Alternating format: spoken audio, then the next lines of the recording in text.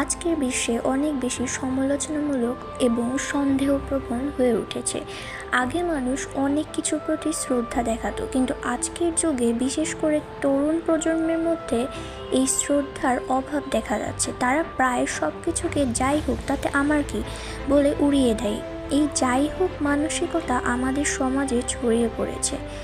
Internet এবং social মিডিয়ায় মানুষ তাদের মূল্য প্রমাণ করতে গিয়ে সব কিছুকে সমালোচনা করে। তারা মনে করে সমালোচনা করলেই তারা বুদ্ধিমান বা গুরুত্বপূর্ণ হয়ে উঠবে। এই সমালোচনার মানসিকতা কিন্তু এখন ঘরেও প্রবেশ করেছে। সন্তানরা বাবা মাকে নিয়ে সমালোচনা করে, স্বামী স্ত্রীর মধ্যে সমালোচনা হয়, এমনকি ধর্মের ক্ষেত্রেও মানুষ সমালোচনামূলক প্রশ্ন করে। তবে প্রশ্ন করা খারাপ নয়, কিন্তু প্রশ্নের ভঙ্গি গুরুত্বপূর্ণ, মনোভাব গুরুত্বপূর্ণ।